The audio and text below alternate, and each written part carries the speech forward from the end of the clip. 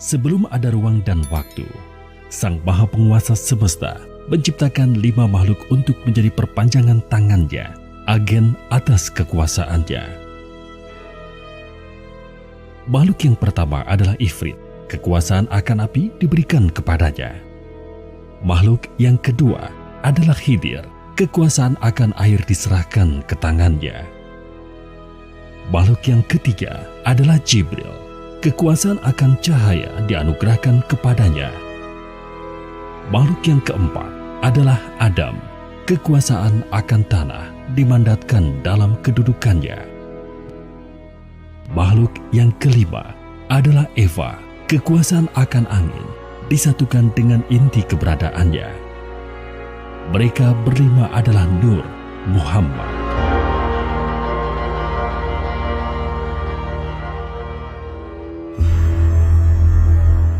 Sang Maha memerintah, kemudian menyampaikan kehendaknya kepada mereka untuk menciptakan sebuah dunia yang berbeda dari alam rohani tempat mereka sekarang berada. Dengan kekuasaan yang diberikan Yang Maha Pencipta yang tiada bandingannya, kelimanya bekerja sama, memanfaatkan ilmu dan kekuasaan yang telah diberikan kepada mereka.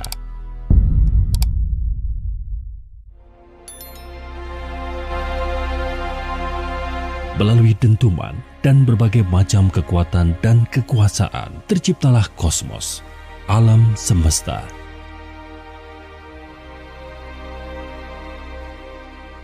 Yang Maha memberi manfaat puas dengan penggunaan kekuasaan atas penciptaan yang telah diberikan kepada mereka.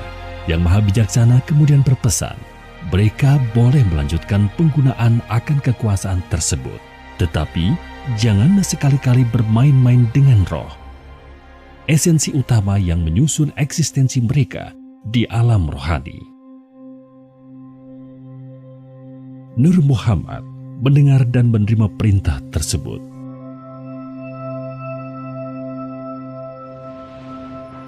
Tidak lama kemudian, salah satu di antara mereka berkomentar bahwa kosmos ini begitu luas dan terus bertambah luas seiring dengan waktu. Sayang sekali jika hanya mereka berlima yang menikmatinya. Mereka pun melanjutkan usaha pemanfaatan kekuasaan yang telah diberikan oleh Sang Maha Agung dengan menciptakan sebuah awal dan akhir bernama kehidupan di dalamnya. Mereka bereksperimen, mencoba mencari tahu seberapa luas kekuasaan yang mereka miliki, tetapi mereka tidak bisa menemukan batasannya.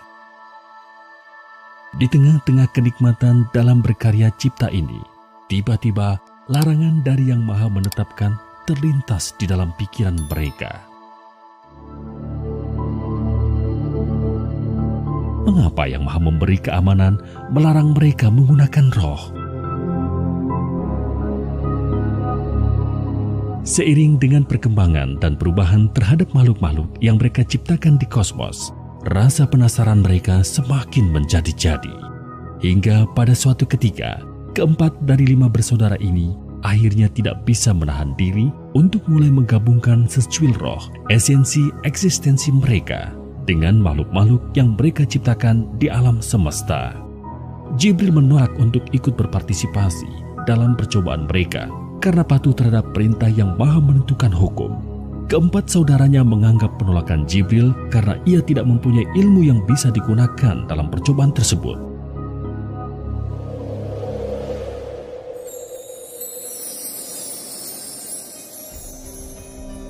Setelah mencoba, mereka berempat sangat gembira mengetahui kombinasi 2 hal yang berasal dari 2 dunia yang berbeda, menciptakan makhluk-makhluk baru yang unik, berbeda dengan semua makhluk yang pernah mereka ciptakan sebelumnya.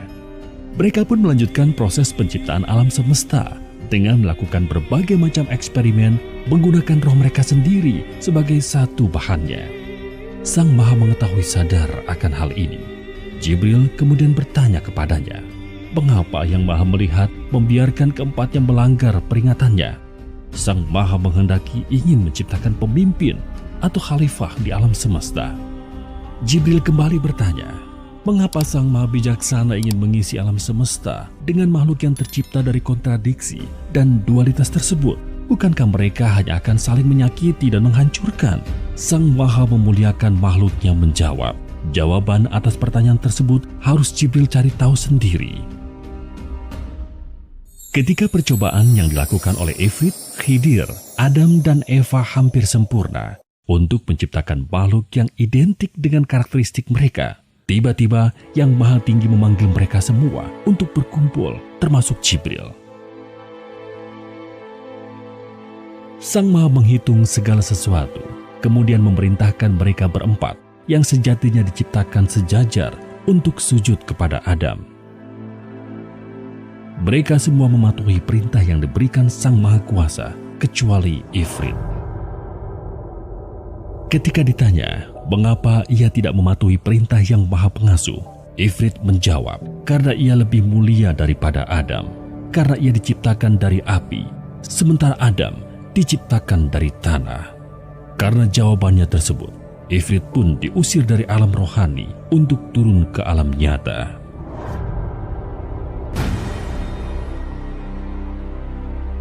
Ifrit diberikan kesempatan untuk membuktikan bahwa ia lebih mulia jika dibandingkan saudara-saudaranya yang lain, dengan mengalami sendiri kehidupan di alam nyata. Setelah selesai menguji Ifrit, Yang Maha Besar kemudian menguji keempat Nur Muhammad yang tersisa dengan mengiming-imingi kekuasaan yang lebih besar dari yang telah mereka miliki saat ini. Ternyata Adam dan Eva pun memakan umpan tersebut dan melanggar perintah Yang Maha Mengatur, sehingga mereka berdua kemudian juga diusir dari alam rohani. Adam dan Eva diberikan kesempatan untuk menambah pengetahuan dan kekuasaan yang mereka miliki dengan mengalami sendiri kehidupan di alam nyata. Dua bersaudara yang tersisa, Jibril dan Khidir, berdiskusi dan memutuskan bahwa salah satu dari mereka harus turun ke alam nyata untuk membantu saudara-saudara mereka. Khidir memutuskan untuk turun ke alam nyata secara sukarela, sementara Jibril tetap tinggal sebagai penyambung komunikasi dari alam rohani. Keputusan ini memastikan Jibril mampu berkomunikasi dengan Khidir, sehingga petunjuk-petunjuk yang diberikan Yang Maha Pemberi Petunjuk bisa diterima di alam nyata. Berbeda dengan di alam rohani, kali ini mereka harus hidup berbalutkan jasad salah satu makhluk yang mereka ciptakan, sebuah gabungan antara roh dengan jasmani yang telah mereka modifikasi. Terdapat begitu banyak dorongan yang disebabkan tubuh jasmani tersebut yang belum pernah mereka rasakan sebelumnya. Hal ini menjadi tantangan tersendiri bagi mereka berempat. Di samping itu, terdapat juga rasa permusuhan dan saling menyalahkan di antara mereka atas pengusiran dari alam rohani tersebut. Mereka tidak menyadari bahwa di alam diri mereka saat ini terdapat 7 lapisan, yaitu roh suci, hati, nafsu, rasa, akal, pikir, dan tubuh jasmani. Berbeda dengan ketika mereka berempat masih berada di alam rohani. Meskipun begitu, mereka semua berusaha menjalankan hukuman ini sebaik mungkin, berharap suatu saat Yang Maha Pemaaf akan berkenan mengizinkan mereka kembali ke alam rohani.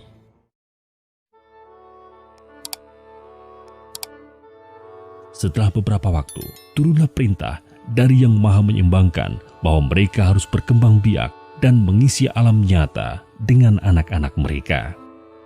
Pada awalnya, perintah tersebut tidak menjadi masalah bagi mereka. Secara perlahan-lahan namun pasti, mereka berhasil membimbing anak-anak mereka bagaimana cara bertahan hidup di dunia yang keras.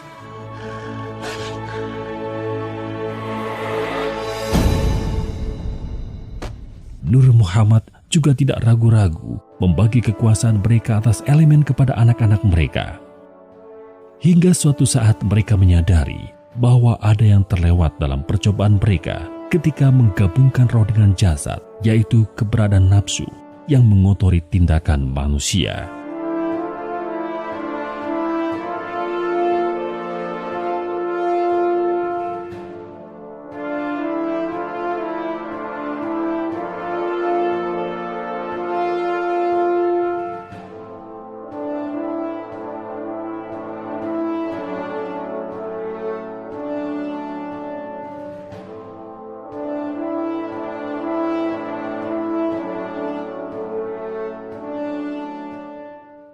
Anak-anak mereka, makhluk yang mereka sebut manusia, memiliki kecenderungan untuk dikendalikan dorongan tubuh jasmani mereka daripada rohnya. Kemudian ketika jasadnya mati, rohnya terjebak di alam nyata yang tidak bisa kembali ke alam rohani. Namun yang telah meninggal tersangkut di antara dua dunia. Mereka tidak benar-benar berada di alam nyata karena tidak memiliki jasmani, namun mereka juga jelas-jelas tidak masuk ke alam rohani. Hal ini mengakibatkan seiring dengan waktu manusia semakin sulit dikendalikan karena jumlah mereka terus bertambah. Nur Muhammad yang berpengalaman menciptakan alam semesta dan isinya ternyata mengalami kesulitan dalam mengendalikan kecenderungan hewani anak-anak mereka. Menanggapi hal tersebut, masing-masing Nur Muhammad dengan cara mereka sendiri memodifikasi sebagian ruang dan waktu di alam nyata untuk menciptakan kantung-kantung dimensi sebagai tempat sementara bagi roh-roh tersebut. Elysium, Tartarus, Asphodel Field, Valhalla, Hell, Nilfgaard, Sheol, Olam Haba, Heaven, Hell, Paradise, Limbo, Jannah, Jahanam, serta berbagai macam bentuk kehidupan setelah kematian, surga, neraka, sebagai bentuk imbalan atau hukuman atau tempat lain di antara keduanya, merupakan hasil kekuasaan yang dimiliki Nur Muhammad dalam usahanya mengendalikan roh-roh manusia yang terjebak di alam nyata. Tetapi hal ini hanyalah sebuah solusi jangka pendek yang tidak menyelesaikan permasalahan. Berbeda dengan Nur Muhammad, manusia tidak memiliki daya yang cukup untuk melihat dengan jelas kekuasaan yang Maha Pencipta dalam segala hal, termasuk keberadaan alam rohani yang sebenarnya. Oleh karena itulah, kantung-kantung dimensi di alam nyata atau bisa juga disebut alam fana, pada akhirnya seringkali disalahpahami sebagai alam rohani yang sebenarnya.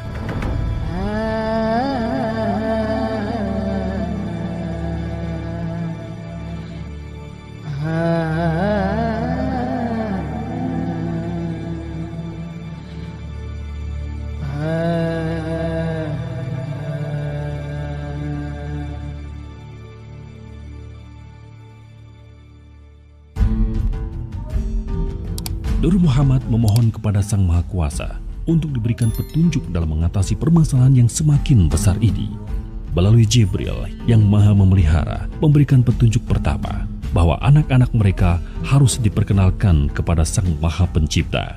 Nur Muhammad pun akhirnya memikirkan berbagai macam cara untuk melakukan hal tersebut. Ifrit menunjukkan kedahsyatan api yang dapat melindungi manusia dari kerasa dunia sekaligus menghancurkan manusia dalam memperkenalkan kekuasaan yang maha menghidupkan dan maha mematikan. Khidir mengajarkan akan kehidupan yang hanya mungkin terpelihara karena adanya air yang mereka minum dalam memperkenalkan kebijaksanaan yang maha memelihara. Adam memperlihatkan kemuliaan bumi dan tanah yang mereka injak dalam memperkenalkan keluhuran yang maha pemurah. Eva memberikan pemahaman akan kelembutan sekaligus kekejaman udara yang mereka hirup dalam memperkenalkan keadilan yang maha nyata sekaligus gaib. Usaha memperkenalkan umat manusia kepada Sang Maha Pencipta berlangsung hingga puluhan ribu tahun. Akibat situasi yang menyebabkan mereka diusir dari alam rohani, Nur Muhammad lebih suka bekerja sendiri-sendiri. Di setiap siklus pengenalan akan Yang Maha Pencipta yang mereka lakukan dengan cara mereka sendiri-sendiri, manusia memang menjadi lebih terkontrol karena melihat sosok Nur Muhammad secara langsung. Tetapi begitu waktu berlalu dan ditinggal untuk berusaha sendiri, manusia selalu kembali pada kekacauan dan kerusakan. Bahkan, sebagian justru menyembah Nur Muhammad daripada Yang Maha Kuasa yang sebenarnya. Untuk menghindari pengkultusan tersebut, mereka mulai menggunakan sosok manusia khusus sebagai lewatan dalam menyampaikan ilmu kepada umat manusia. Sosok manusia tersebut sebagian kita kenal dengan sebutan nabi atau rasul. Jika satu cara tidak berhasil, maka akan dilakukan modifikasi dan melakukan pendekatan baru. Tidak jarang Nur Muhammad juga harus menekan tombol reset menghancurkan kebudayaan manusia yang dianggap terlalu menyimpang agar bisa memulai proses tersebut dari awal. Itulah sebabnya terdapat jutaan agama dan kepercayaan di sepanjang sejarah umat manusia. Sebagian masih hidup dan dilaksanakan, sementara sisanya sudah hilang di telan waktu. Agama Islam yang dilewatkan melalui Nabi Muhammad, yang kemudian berkembang dalam berbagai versi, merupakan hasil kolaborasi dari Khidir dan Jibril. Agama Kristen, Katolik, dan segala bentuk turunannya yang menjunjung tinggi Kristus dan cinta kasih merupakan hasil kolaborasi Hawa atau Eva dan Jibril.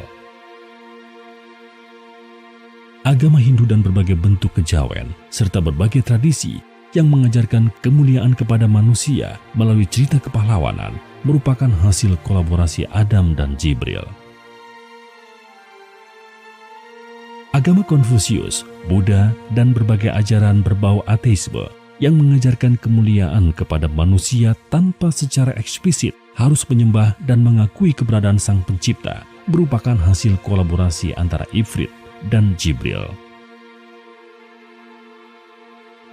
Dalam semua contoh ajaran kebaikan tersebut, Jibril hanyalah berfungsi sebagai kolaborator Nur Muhammad yang ada di alam nyata dalam berhubungan dengan Allah.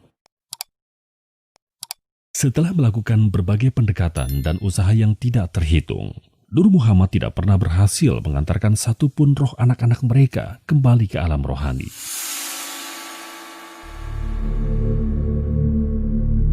Sehingga mereka pun akhirnya berkumpul, bersama-sama melepaskan diri dan menghilang dari panggung alam nyata dan alam fana. Umat manusia, anak-anak mereka tinggalkan sendirian. Mereka berkonsentrasi dan bersujud bersama di hadapan Yang Maha Pemilik kebesaran dan kemuliaan, menyerah dan mengakui bahwa mereka tidak mampu menyelesaikan tantangan ini. Mereka sujud selama hampir 1000 tahun sebelum akhirnya Yang Maha Bercahaya memberikan petunjuknya. Bahwa agar manusia bisa mengalahkan kecenderungan yang ada di dalam dirinya sendiri, yaitu nafsu, dan agar bisa benar-benar menjadi pemimpin di alam semesta, mereka membutuhkan pertolongan berupa utusan dari alam rohani, yaitu Malaikat Muqarrabin. Malaikat Muqarrabin adalah pancaran sinar dari Jibril, atau bisa disebut juga anak-anak Jibril, sebagaimana fitrah umat manusia merupakan anak-anak Nur Muhammad.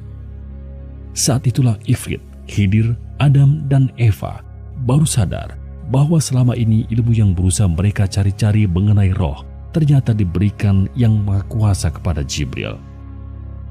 Tetapi sebelum Malaikat Muqarrabin diturunkan, terdapat berbagai persyaratan yang harus dipenuhi oleh keempat Nur Muhammad berada di alam nyata. Nur Muhammad pun mulai bergerak kembali. Kali ini mereka bersama-sama bekerja sebagai satu kesatuan, seperti ketika pertama kali mereka menciptakan kosmos. Mereka memilih laboratorium untuk mulai melaksanakan perintah Yang Maha Esa tersebut di Tanah Jawa, sebuah tempat yang saat ini dikenal sebagai bagian dari Indonesia. Mengapa di Tanah Jawa? Pertama, karena tempat ini adalah tempat mereka berkumpul bersama untuk bersujud menyembah kepada Yang Maha Mulia. Kedua, karena ketika Nur Muhammad sedang bersujud bersama-sama di hadapan Yang Maha Kekal atas kehendaknya, Tanah Jawa ternyata telah menjadi tempat di mana terdapat campuran dari segala macam agama dan kepercayaan milik mereka berempat ketika mereka sedang bekerja sendiri-sendiri. Di Tanah Jawa, Nur Muhammad dikenal dengan sebutan Sedulur Papat Kalimo Pancer. Sedulur Papat mengacu kepada keempat Muhammad yang saat itu berada di alam nyata, orang tua rohani seluruh umat manusia, sementara Kalimo Pancer mengacu kepada Nur, cahaya, alias Jibril di alam rohani. Kali ini pun langkah pertama mereka adalah membaurkan seluruh ajaran mereka tersebut dengan pendekatan kasih sayang, ibarat berusaha mengambil ikan tanpa mengeruhkan airnya melalui orang-orang pilihan mereka yang dikenal dengan sebutan Wali Songo. Nur Muhammad membagi tugas utama yang perlu dilakukan menjadi 3. Pertama, Ifrit dan Khidir bertugas mengambil kembali segala bentuk ilmu kesaktian yang terlanjur mereka bagi kepada anak-anak mereka di masa lalu dan sudah dimodifikasi atau dicemari sehingga tidak sesuai dengan tujuan awal semua itu diberikan. Itulah sebabnya Seiring dengan waktu, semakin tipis mistisisme yang ada dalam umat manusia karena sumber energi kesaktian tersebut sebagian besar sudah diambil kembali oleh Ifrit dan Hidir. Kedua, Adam dan Eva bertugas meningkatkan ilmu dan sumber daya yang dimiliki oleh umat manusia dengan pendekatan yang tidak menggunakan ilmu kesaktian, terutama agar tidak melibatkan roh sebagai sumber energinya. Itulah sebabnya beberapa abad terakhir manusia mengalami kemajuan yang pesat di bidang ilmu pengetahuan dan teknologi. Sementara itu, Jibril bertugas mempersiapkan anak-anaknya, malaikat muqarrabin, agar bisa menjadi rasul sebagai lewatan ilmu kebenaran. Lewatan yang maha memberi manfaat dalam membimbing umat manusia agar bisa menang melawan musuh besarnya, yaitu nafsu yang ada di dalam diri mereka sendiri. Setelah semua persyaratan tersebut dianggap cukup, dimulailah proses pengadilan rohani. Nur Muhammad diperintahkan untuk bersama-sama memproses cukup satu saja individu manusia agar memiliki kualitas tertinggi yang bisa mereka capai dengan tujuan memudahkan malaikat muqarrabin agar bisa berinteraksi dengan manusia, hidup ataupun mati. Proses pembimbingan secara manual terhadap individu tersebut akan digunakan sebagai standar operasi untuk proses otomatis ketika malaikat muqarrabin sudah turun nantinya. Dalam kesempatan yang sama, umat manusia didefinisikan, dikategorikan, dan diukur kualitasnya di hadapan yang maha tinggi. Standar yang digunakan adalah keikhlasan seorang manusia dalam menghadapi takdir yang ditetapkan kepadanya di dunia, yang tercermin dalam keputusan-keputusan yang ia ambil di dalam sandiwara kehidupan.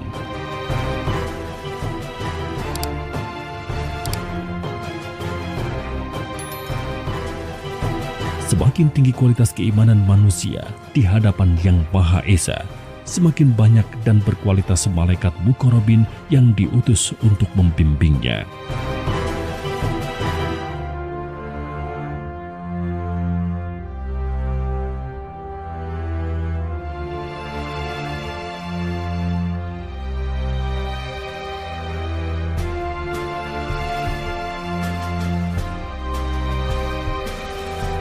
Dari pengadilan rohani, Nur Muhammad mengklasifikasikan tingkat keimanan manusia menjadi 20 tingkatan dengan level 1 tertinggi, sementara level 20 terendah. Tingkatan ini untuk menentukan berapa jumlah dan kualitas malaikat muqarrabin yang akan memberikannya pertolongan dari dalam diri manusia. Manusia yang akan difokuskan untuk dididik di alam nyata memiliki tingkatan antara 1 hingga 17. Sementara level 18, 19, dan 20 akan difokuskan pengajarannya di alam fana karena keikhlasan mereka sangatlah rendah jika dibandingkan dengan sisa hidup mereka di alam nyata. Atau dengan kata lain, mereka akan diwafatkan terlebih dulu sebelum memulai proses pengajarannya. Pada tahun 1989, MM Yasin diturunkan. Malaikat ini memiliki keahlian untuk menggiring roh-roh gentayangan di alam nyata agar mereka berhenti mempengaruhi yang masih hidup dalam menghadapi kehidupan yang sudah berat, agar benar-benar terpisah dari yang hidup dan memulai pembelajaran di alam yang khusus disediakan untuk mereka, alam fana. Pada tahun 1999 MM Nurani diturunkan. Malaikat ini bertugas melanjutkan usaha Ifrit dan Hidir dalam mengambil kembali ilmu-ilmu Nur Muhammad yang tidak bermanfaat dan atau telah digunakan oleh manusia untuk hal-hal yang tidak bermanfaat dengan menggunakan pendekatan kasih sayang tanpa adanya pemaksaan. MM Nurani kemudian mengembalikan ilmu-ilmu tersebut kepada Nur Muhammad. Dalam mengerjakan tugasnya, MM Nurani berkolaborasi dengan MM Yasin. Pada tahun 2005, MM Dumah diturunkan. Malaikat ini memiliki keahlian dan kemampuan untuk mengajarkan manusia bagaimana memahami ilmu maksud dan tujuan Allah dalam menguji manusia melalui kehidupan.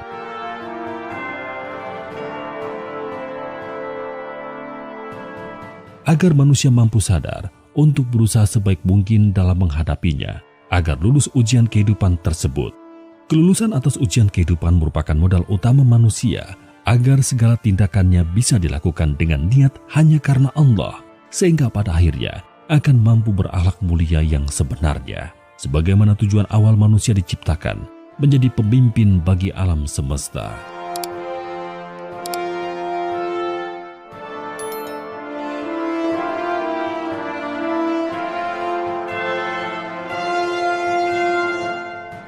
Pada tahun 2016, Syariat diturunkan. Malaikat ini memiliki energi dan keahlian untuk menggerakkan manusia agar mampu hijrah dari kecenderungan untuk berbuat baik dan buruk yang sifatnya relatif di hadapan sesama manusia, menjadi kecenderungan untuk berbuat benar yang sifatnya absolut di hadapan Yang Maha Mulia. Dalam melakukan tugas mereka, Lumah berkolaborasi dengan Syariat.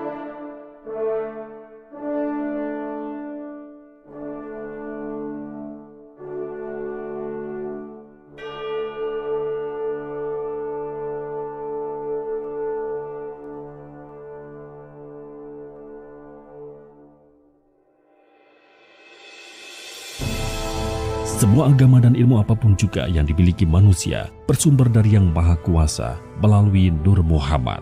Sekarang Nur Muhammad pula lah yang akan menyatukan semua itu menjadi agama Allah. Agama Allah adalah ilmu yang mengajarkan manusia agar mampu berserah diri kepada Allah secara benar, yang hanya bisa dilakukan ketika manusianya mampu mengalahkan nafsu di dalam dirinya sendiri. Atau dengan kata lain, bukannya diperbudak nafsu, hati dan tindakannya bisa berada di bawah kendali fitrah. Secara syariatnya, agama Allah menggunakan ajaran Islam karena malaikat muqarrabin dididik di alam rohani dengan cara Islam. Tetapi Islam kendali fitrah, bukan Islam kendali nafsu.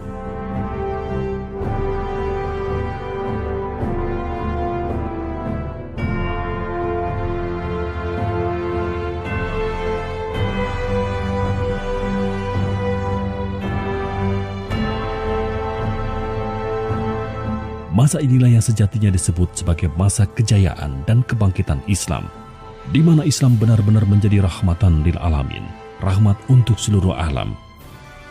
Allah Zat yang Maha Merencana, sesuai di dalam surat An-Nasr, apabila telah datang pertolongan Allah dan kemenangan, dan kamu lihat manusia masuk agama Allah dengan berbondong-bondong, maka bertasbihlah dengan memuji Tuhanmu dan memohonlah ampun kepadanya. Sesungguhnya Dia yang Maha Penerima Taubat.